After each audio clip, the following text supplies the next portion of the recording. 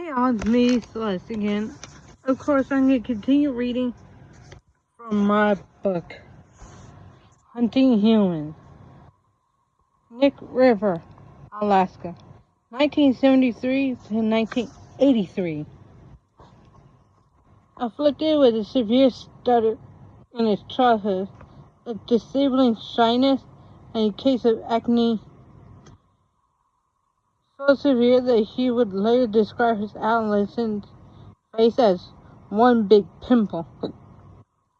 Iowa-born Robert Hansen grew up feeling shunned by the world and especially by women, from whom he developed a profound lifelong hatred. He was 21 in 1960 when, with the help of a teenage accomplice, he burned down the school bus garage, an revenge for the mockery he had suffered in high school.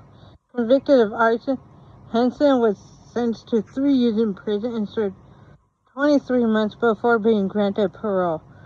Relocating to Anchorage, Alaska in 1967, he established himself as a successful entrepreneur and owner of a thriving bakery business.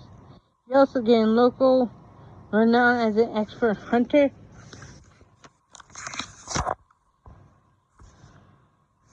bagging record-breaking game,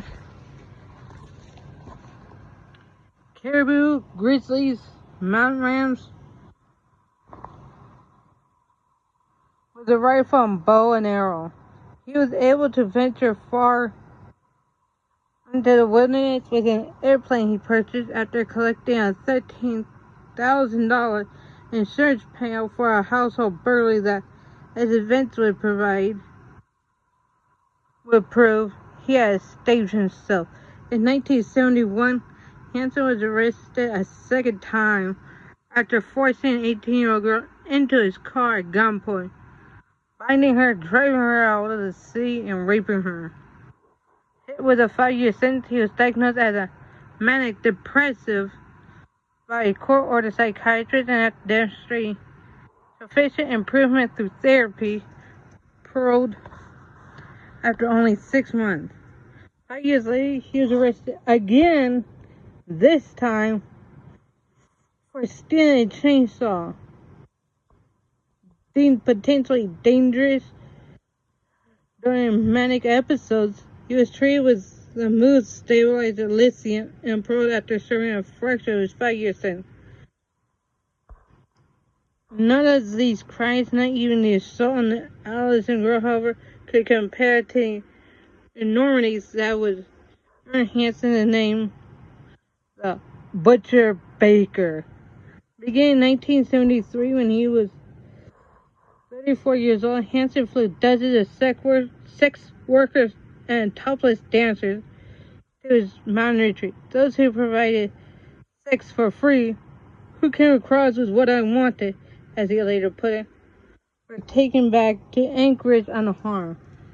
Those who resisted or demonstrated or demanded payment met a terrible fate. After keeping them tied up in his cabin for several days of rape and torture, he would release them naked into the wilderness. Then, after giving them a head start, he would stalk them with his hunting rifle. At least 17 women, ranging in age from 16 to 41, were slain in this hideously depraved sport. The real-life version of Richard Connell's famous 1924 story, The Most Dangerous Game.